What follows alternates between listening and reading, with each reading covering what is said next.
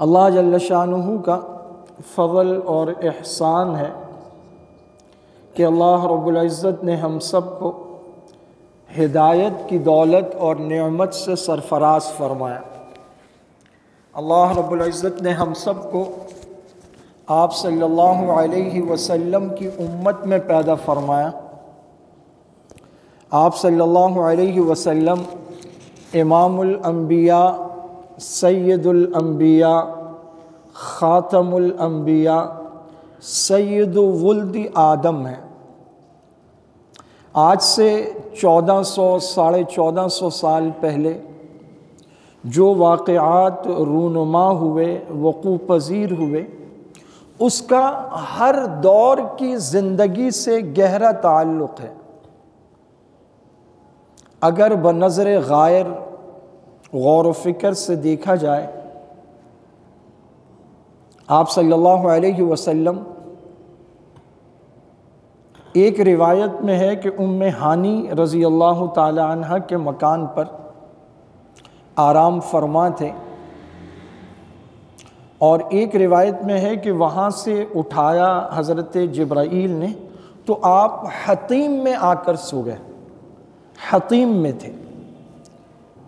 حضرت جبرائیل علیہ السلام حاضر خدمت ہوئے اور عرض کیا کہ اللہ تعالیٰ نے آپ کو یاد کیا ہے، بلایا ہے۔ تو آپ صلی اللہ علیہ وسلم کو ساتھ لے کر چلے، اور احادیث مبارکہ میں آتا ہے کہ جنت کی سواری براق لے کر آئے، تقریباً خچر کے برابر یا اس سے تھوڑا چھوٹا ایک جانور ہوتا ہے۔ آپ صلی اللہ علیہ وسلم جب براق پر بیٹھے تو وہ شوخی کرنے لگا، تو حضرت جبرائیل علیہ السلام نے اس سے کہا کہ تمہیں معلوم بھی ہے کہ تمہاری پشت پر آج کون سوار ہے؟ تو پھر وہ آپ صلی اللہ علیہ وسلم کو پہلے بیت المقدس لے جایا گیا۔ سبحان الذی اسری بعبدہ لیلا من المسجد الحرام الی المسجد الاقصی، 15واں پارہ سورۃ الاسراء کا یہاں سے آغاز ہوتا ہے، اور سورہ اسراء ہی کا دوسرا نام سورہ بنی اسرائیل ہے۔ سبحان الذی، پاک ہے وہ ذات ہر نقص سے، ہر عیب سے، ہر کمزوری سے۔ وہ ذات اسرا، اسرا عربی زبان میں رات میں سفر کرنے کو کہتے ہیں۔ اسرا بعبدہ، وہ ذات جو لے گئی اپنے بندے کو رات کے ایک حصے میں من المسجد الحرام، حرمت والی جگہ مسجد حرام سے، الی المسجد الاقصی، مسجد اقصی تک، الذی بارکنا حولہ، مسجد اقصی جس کے ارد گرد کے علاقے کو بھی ہم نے بابرکت بنا دیا ہے، وہاں بہت ساری برکتیں عطا کی ہیں۔ لنریہ من آیاتنا، تاکہ ہم دکھائیں اپنے اس بندے کو اپنی نشانیاں۔ انہ هو السمیع البصیر، اللہ وہ ذات ہیں جو خوب سننے والے، سب سے بہتر سننے والے، البصیر سب کچھ دیکھنے والے ہیں۔ مسجد اقصی بیت المقدس سے آپ صلی اللہ علیہ وسلم آسمان دنیا کی طرف حضرت جبرائیل کے ساتھ تشریف لے گئے۔ بخاری شریف کے الفاظ ہیں ثم اخذ بیدی، مجھے میرے ہاتھ سے پکڑا، فعرج بی الی السماء، اور مجھے لے کر آسمان کی جانب چڑھے۔ ایک سیڑھی خود بخود خودکار چڑھنے والی،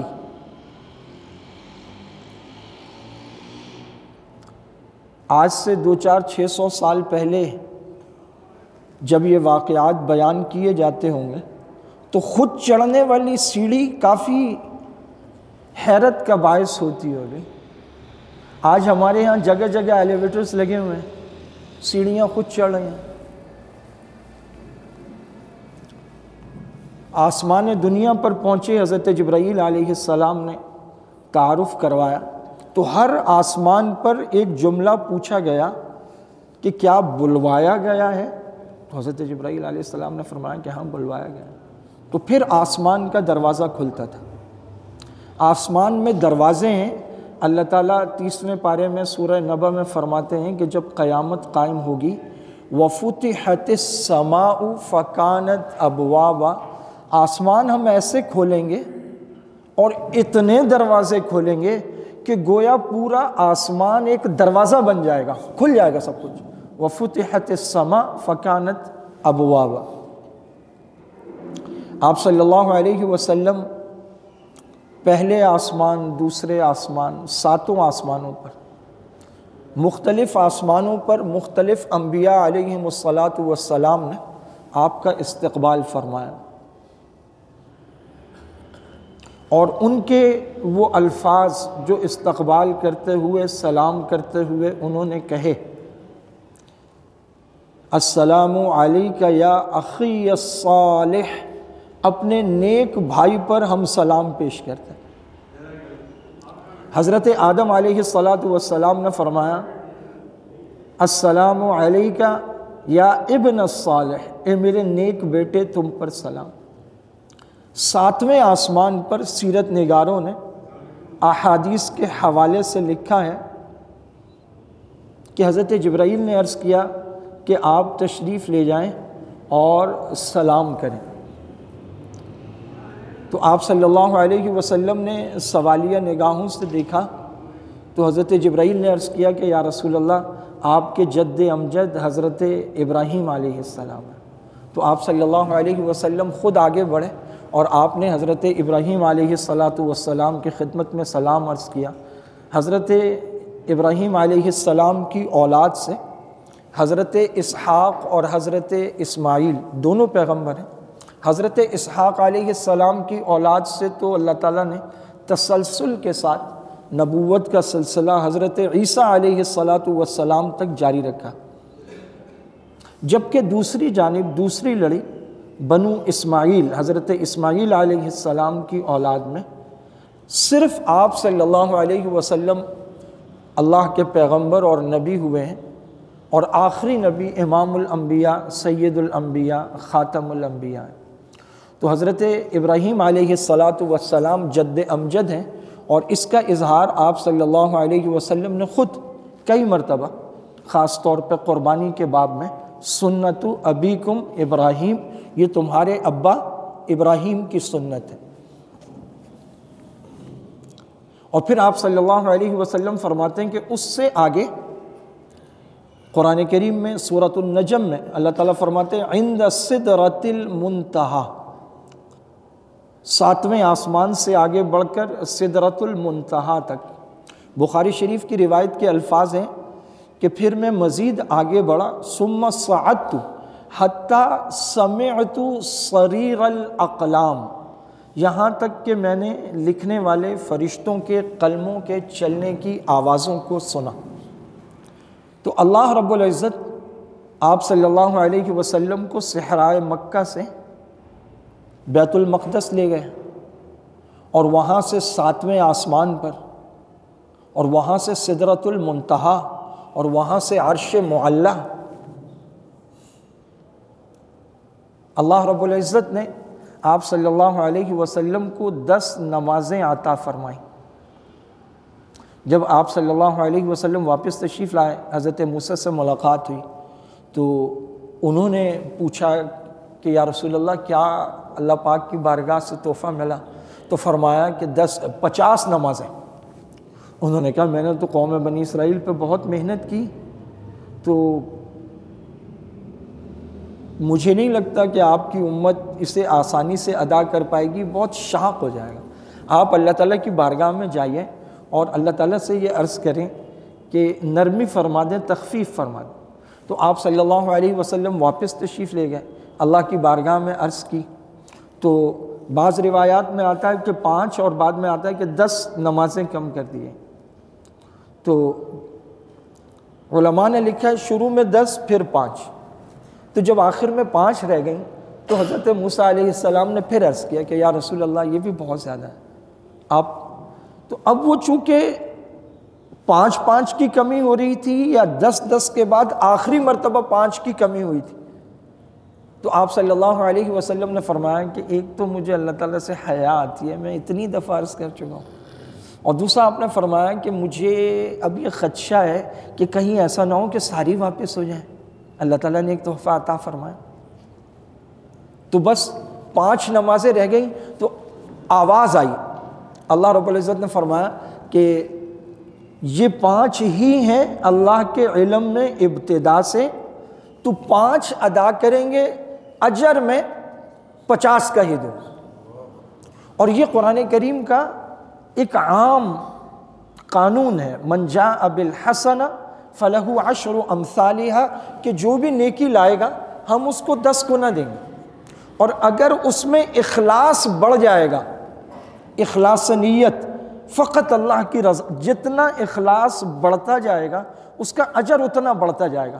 چنانچہ فرمایا ان لوگوں کی مثال، مثل الذین ینفقون اموالہم فی سبیل اللہ، ان کی مثال جو اللہ کے راستے میں مال خرچ کرتے ہیں، کمثل حبۃ، اس ایک دانے کی طرح ہے، انبتت، جسے بویا جاتا ہے، 7 سنابل، تو ایک دانے سے 7 بالیاں پھوٹتی ہیں، فی کل سنبلۃ 100 حبہ، اور ہر بالی میں 100 دانے ہوں۔ تو ہم بھی مدرسے میں سو جاتے تھے سبق پڑھتے ہوئے، میں ایک طویل عرصے تک یہ سمجھتا رہا کہ ایک بالی میں 100 دانے ہوتے ہیں، کیونکہ اللہ نے قرآن میں کہا ہے کہ جیسے ایک بالی میں 100 دانے، تو میں ہمیشہ یہ سمجھتا تھا کہ گندم کی ایک بالی میں 100 دانے ہوتے ہیں، کیونکہ اللہ نے کہا ہے۔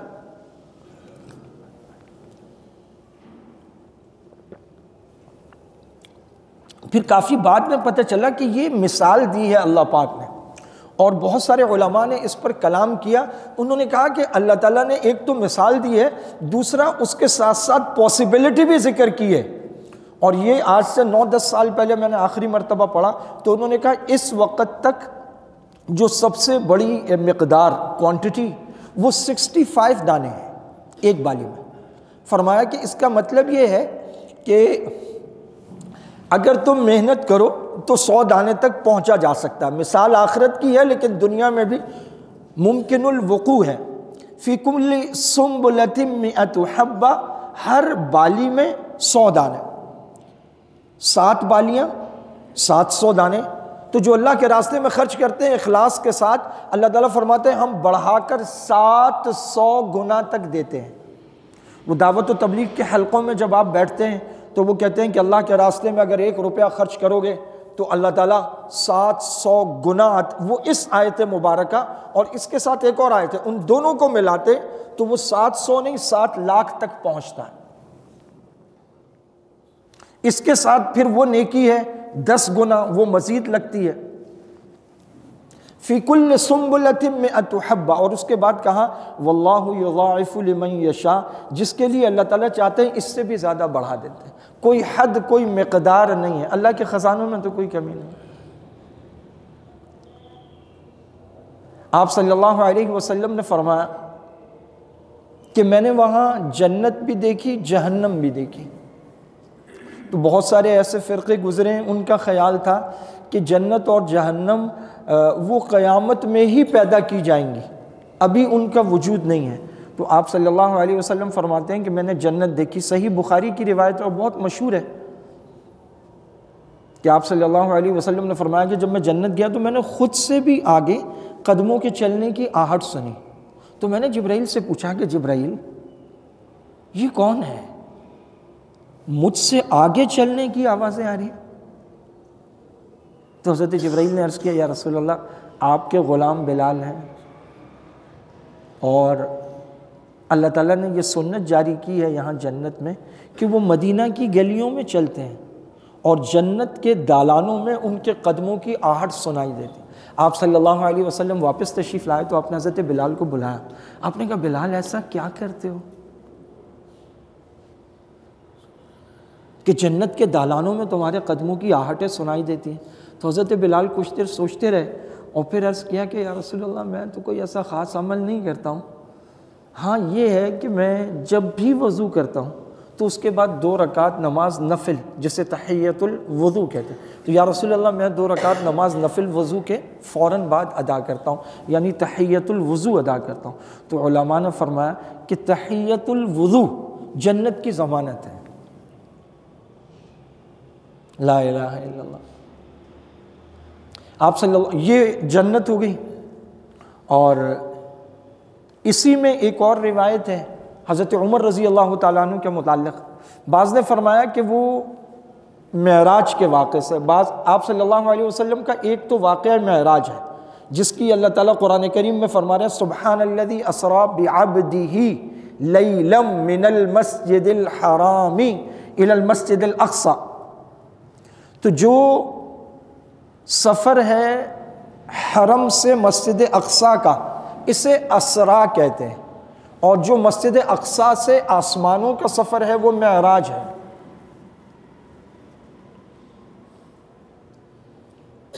لا الہ الا اللہ۔ تو آپ صلی اللہ علیہ وسلم آسمانوں پر تشریف لے گئے تو وہاں آپ فرماتے ہیں کہ میں نے ایک محل دیکھا، تو میں نے پوچھا کہ کس کا محل ہے، بہت خوبصورت بے جوڑ موتی کا، کہا کہ عمر کا محل ہے۔ تو کہا کہ میں جانا چاہتا تھا لیکن پھر مجھے عمر کی غیرت یاد آ گئی، تو میں نے کہا کہ یہ محل ہے، پھر اس میں حوریں ہوں گی تو میں نہیں گیا۔ تو حضرت عمر رضی اللہ تعالیٰ عنہ ایسے یکدم پھوٹ کر رو پڑے، انہوں نے اس کے یا رسول اللہ میں آپ پر غیرت کھاؤں گا تو آپ چلے جاتے، یہ تو میرے لیے سعادت کی بات ہوتی۔ تو بعض نے فرمایا کہ وہ ایک خواب ہے، ایک یہ جسمانی معراج ہے حالت بیداری میں جسم اطہر کے ساتھ، اور اس کے علاوہ 2 سے 3 مرتبہ آپ صلی اللہ علیہ وسلم کا معمول تھا فجر کے بعد صحابہ سے پوچھتے تھے کہ کسی نے کوئی خواب دیکھا ہو تو بتاؤ، تو صحابہ کوئی خواب بتاتے تو آپ اس کی تعبیر بیان فرماتے، اور اگر کسی نے نہ دیکھا ہوتا تو آپ نے کوئی خواب دیکھا ہوتا تو آپ فرماتے کہ میں نے خواب دیکھا ہے، پھر آپ خواب بیان فرماتے، تو صحابہ پوچھتے تو آپ اس کی تعبیر بھی بیان فرماتے۔ تو 2 واقعات یہ ہو گئے، اور آپ نے فرمایا کہ میں ایسے لوگوں پر گزرا کہ ان کے منہ میں آگ کے پتھر ٹھونسے جا رہے تھے۔ تو میں نے پوچھا کہ جبرائیل یہ کون ہے؟ تو انہوں نے کہا کہ یا رسول اللہ یہ آپ کی امت کے سود خور ہیں، سود کھانے والے۔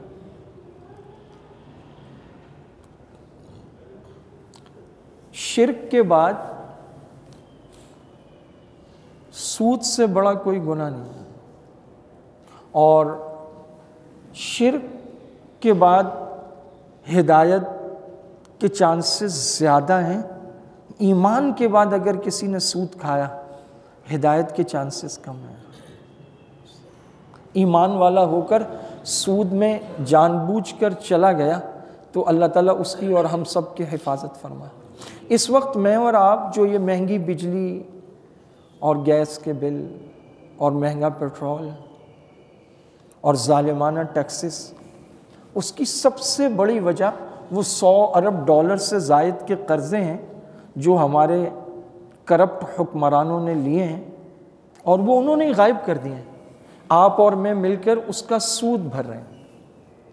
آپ پاکیزہ سے پاکیزہ حلال سے حلال کام کر رہے ہوں، لیکن جنرل سیلز ٹیکس تو ہم سب بھر رہے ہیں، تو سیلز ٹیکس میں جو کٹوتی ہو رہی ہے وہ سود کی قسطیں ادا ہو رہی ہیں۔ پوری قوم کو سودی چکر میں پھنسا دیا ہے انہوں نے۔ اللہ تعالیٰ جس کو جہاں توفیق دے سود کے خلاف بات کرنی چاہیے۔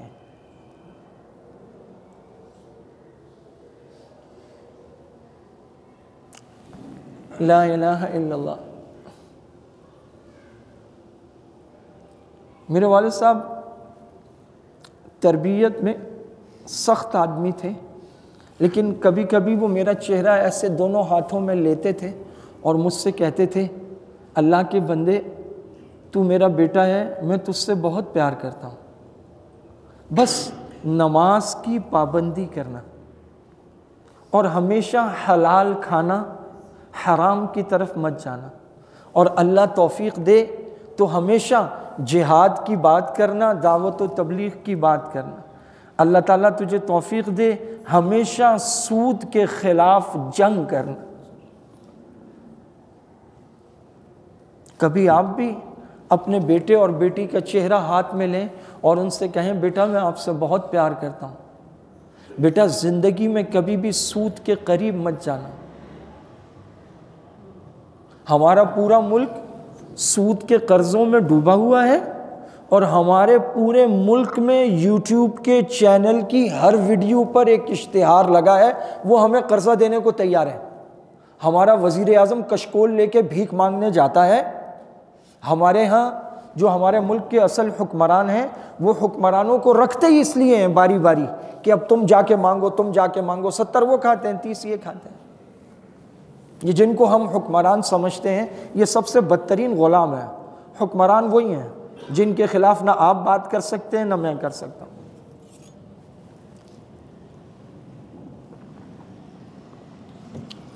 ہمیں سود دینے پر تیار ہے۔ مقصد یہ ہے کہ دنیا کا ہر مسلمان کسی نہ کسی طرح سود میں پھنس جائے، نشے میں لگ جائے، فحاشی، عریانی، بد اخلاقی، بد کرداری میں لگ جائے، تاکہ ان سے اللہ کی مدد ہٹ جائے۔ تو یہ جتنے قرضے، اسی طرح حکومت قرضے دیتی ہے، روزگار کے قرضے، فلانے قرضے، اس پر ذرہ برابر بھی جو واپسی میں اضافہ ہے وہ انٹرسٹ ہے، وہ سود ہے۔ اور سود اتنی بری چیز ہے کہ آپ صلی اللہ علیہ وسلم کی تمام احادیث مبارکہ پورا ذخیرہ اٹھا کر دیکھ لیں، سخت سے سخت بات اور مثال بھی آپ پردوں میں لپیٹ کر ارشاد فرماتے ہیں۔ پورے قرآن کریم میں بھی ایسا ہے، لیکن جب بات سود کی آئی، آپ صلی اللہ علیہ وسلم نے فرمایا کہ سود کے 27 درجے ہیں، اور ان میں سب سے کم درجہ وہ ہے گناہ کا، گندگی کا، غلاظت کا، کراہت کا، ناپسندیدگی کا، برائی کا، کہ انسان 27 درجے ہیں، سب سے کم درجہ یہ ہے کہ انسان اپنی سکی ماں سے زنا کرے۔ لا الہ الا اللہ محمد رسول اللہ، اتنے سخت الفاظ میں نے کبھی زندگی میں ذخیرہ احادیث میں کہیں نہیں دیکھے۔ سود اتنی بری چیز ہے کہ جب اس پر بات ہوتی ہے تو اس پر جو اللہ تعالیٰ کی اور اللہ کے رسول کی وعیدیں ہیں وہ دل دماغ میں آتی ہیں تو ڈر لگنے لگتا ہے، جسم کانپنے لگتا ہے۔ اللہ تعالیٰ قرآن کریم میں فرماتے ہیں کہ سود لینا دینا چھوڑ دو، اگر ایسا کوئی معاملہ کیا ہے تو جو تمہارا بیسک کیپٹل، اصل سرمایہ ہے، وہ واپس لے لو، باقی سب چھوڑ دو۔ اگر تم ایسا نہیں کرو گے فَإِن لَمْ تَفْعَلُوا فَأْذَنُوا بِحَرْبٍ مِّنَ اللَّهِ وَرَسُولِهِ، تو اللہ اور اس کے رسول کا تم سے اعلان جنگ ہے۔ آپ صلی اللہ علیہ وسلم نے فرمایا، میں نے پوچھا جبرائیل کون ہے؟ کہا یا رسول اللہ آپ کی امت کے سود خور ہیں۔ پھر آپ صلی اللہ علیہ وسلم نے فرمایا، میں نے وہ لوگ دیکھے جن کے کلے قینچی سے کاٹے جا رہے تھے، اور ایک روایت میں آتا ہے آگ کی قینچیوں سے کاٹے جا رہے ہیں۔ تو میں نے پوچھا جبرائیل یہ کون ہے؟ تو حضرت جبرائیل نے کہا کہ یا رسول اللہ یہ آپ کی امت کے وہ علماء اور خطیب ہیں جو دوسروں کو تو نیکی اور بھلائی کی بات کہتے ہیں لیکن خود اس پر عمل نہیں کرتے۔ اس میں دعوت و تبلیغ والا نہیں ہے، وہ خود کمزور ہے، وہ سیروز عشرے پہ جاتا ہے، لوگوں کو دین کی دعوت دیتا ہے، اس کی نیت ارادہ ہے، خود کمزور ہے، وہ اس میں نہیں ہے۔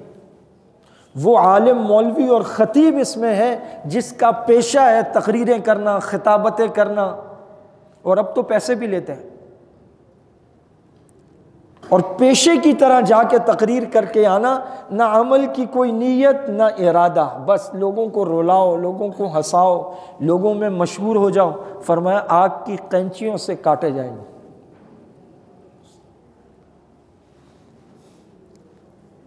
اور ایک یہ بھی ہے کہ آپ نے کہا کہ میں نے داروغہ جہنم کو دیکھا اس جیسا سنجیدہ چہرہ میں نے نہیں دیکھا۔ میں نے کہا ذرا کھولو تو جہنم میں دیکھوں، تو آپ نے فرمایا کہ اس نے جہنم کھولی تو ایسی آگ میں نے نہیں دیکھی۔ تو میں نے کہا اتنا اندھیرا، اتنی ظلمت؟ تو اس نے کہا کہ یا رسول اللہ اسے 1000 سال تک دہکایا گیا، سفید ہو گئی، پھر 1000 سال تک دہکایا گیا، لال ہو گئی، پھر 1000 سال تک دہکایا گیا، کالی ہو گئی۔ یا رسول اللہ یہ وہ ظلمت اور اندھیرا ہے۔ آپ نے فرمایا میں نے اپنی امت میں مردوں سے زیادہ عورتیں دیکھیں جہنم میں، اور فرمایا ان میں سے اکثریت ان عورتوں کی ہے جو اپنے شوہر کی نافرمانی کرنے والی اور زبان درازی کرنے والی ہیں۔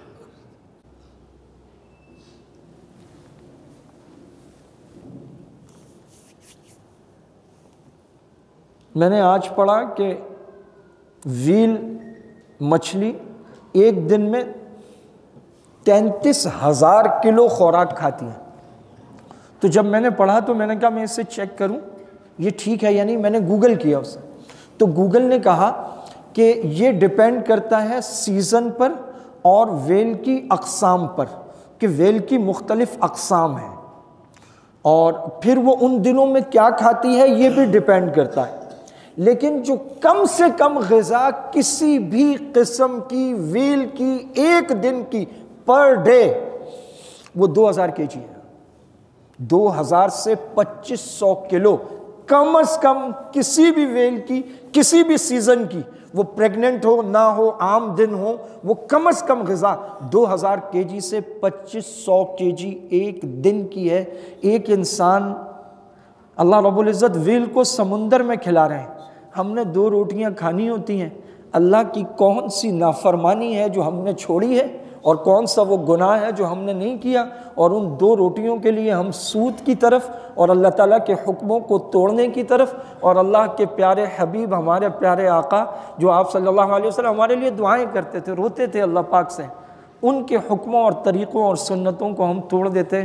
ہمیں اللہ پہ یقین نہیں ہے کہ اللہ ہمیں کھلائے گا۔ تو جنت اور جہنم دونوں موجود ہیں۔ آپ صلی اللہ علیہ وسلم نے ان کے کئی مناظر دیکھے اور ان کا تذکرہ فرمایا۔ آپ صلی اللہ علیہ وسلم واپس تشریف لائے اور آپ نے یہ واقعہ لوگوں سے بیان کیا۔ کئی ایسے لوگ جو نئے نئے اسلام لائے تھے مرتد ہو گئے، اسلام سے پھر گئے۔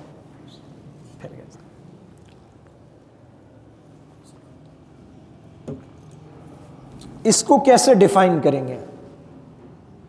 ابو جہل دوڑا، بخاری شریف کی روایت، ابو جہل دوڑا حضرت ابو بکر کے پاس، کہا ابو بکر اگر کوئی شخص یہ کہے کہ میں راتوں رات یہاں سے بیت المقدس گیا اور پھر وہاں سے آسمانوں پر گیا اور پھر 7ویں آسمان پر گیا اور پھر واپس آیا اور ابھی صبح بھی نہ ہوئی تھی، تو مان لو گے؟ حضرت ابو بکر نے فرمایا کہ کون کہتا ہے؟ اس نے کہا اگر کوئی کہتا کون ہے؟ انہوں نے کہا صاحبک، تمہارا ساتھی کہتا ہے۔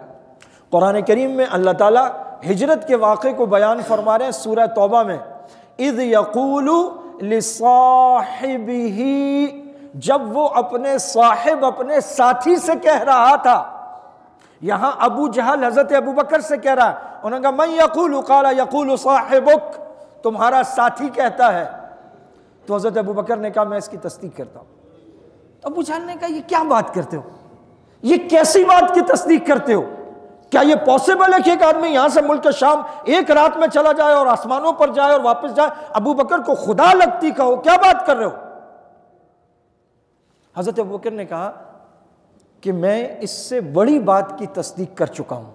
انہوں نے کہا اس سے بڑی بات کیا ہے؟ انہوں نے کہا اس سے بڑی بات یہ ہے کہ ایک فرشتہ آسمان سے کئی مرتبہ دن میں زمین پر آتا ہے اور وہ اللہ کا پیغام سناتا ہے اور واپس جاتا ہے۔ تو اگر وہ فرشتہ ایک بار آیا اور ساتھ نبی کو بھی لے گیا تو اس میں کون سی بڑی بات ہے؟ میں تو اس سے زیادہ بڑی بات کی تصدیق کر چکا ہوں۔ یہ تھا وہ موقع، آپ صلی اللہ علیہ وسلم نے حضرت ابو بکر کو صدیق، تصدیق کرنے والا، یہ لقب عطا فرمایا۔ سیدنا صدیق اکبر رضی اللہ تعالیٰ عنہ کو صدیق اکبر کہتے ہیں۔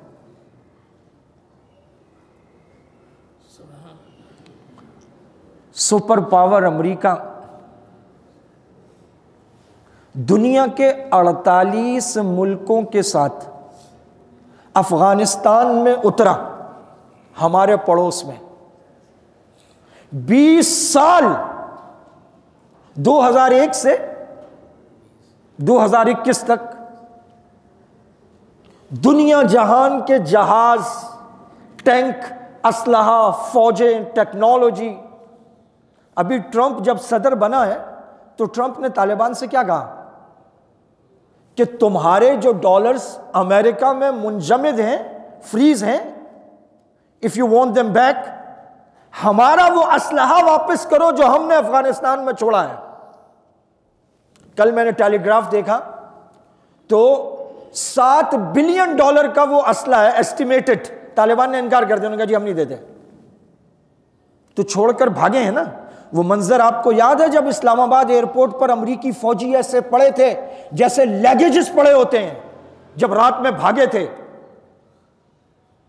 ایک آدمی کہتا ہے میں راتوں رات یہاں سے بیت المقدس گیا، وہاں سے 7ویں آسمان پر گیا. ایک آدمی کہتا ہے امریکہ 48 ملکوں کے ساتھ ایک ایسے ملک میں اترا جہاں نہ آرمی، نہ ایئر فورس، نہ نیوی، اور وہ 48 ملک 20 سال زور لگاتے رہے اور ذلیل و خوار ہو گئے، رسوا ہو گئے. ان کے مقابلے میں وہ لوگ تھے جن کی شلواروں کے پائنچے پھٹے ہوئے تھے، جن کے پاؤں میں جوتی نہیں تھی، جن کے راکٹ لانچرز پر کپڑے اور ٹیپیں اور تاریں لپٹی ہوئی تھیں، اور انہوں نے امریکہ کو مارا اور امریکہ ذلیل اور رسوا ہو کر گیا.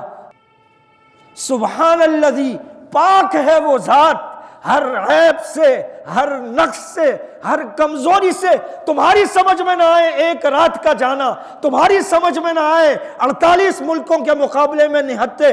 وہ اپنی قدرت کے مناظر دکھلاتا ہے، ایمان والوں کے ایمان میں اضافہ کرتا ہے، اور جن کے دل پتھر ہو چکے ہوں ان کو کوئی فرق نہیں پڑتا. وَفِي الْآفَاقِ وَفِي أَنفُسِهِمْ أَفَلَا تُبْصِرُونَ. ہم اپنی نشانیاں دکھاتے ہیں تمہارے اندر بھی، تمہارے خارج میں، پورے آفاق میں بھی. کیا تم دیکھتے نہیں ہو؟ افلا ينظرون الى الابل كيف خلقت. کبھی غور تو کرو ہم نے اونٹ کیسے پیدا کیا. والى السماء كيف رفعت والى الجبال كيف نصبت والى الارض كيف سطحت. ذرا دیکھو تو صحیح.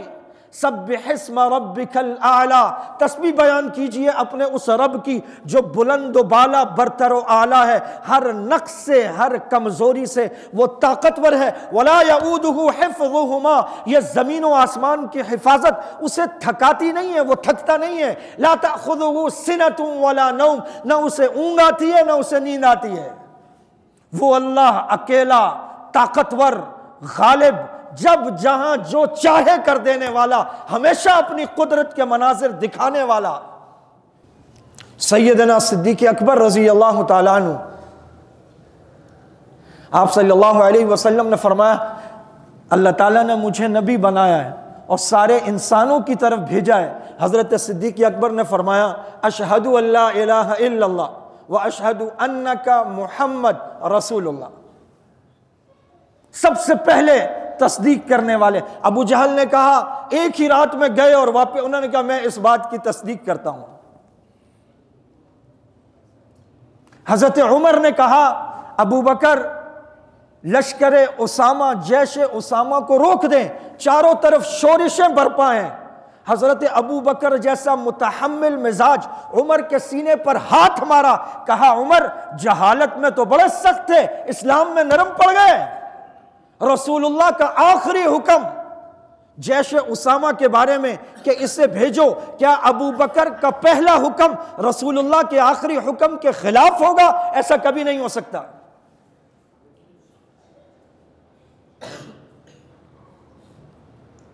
لوگوں نے کہا زکوٰۃ نہیں دیں گے.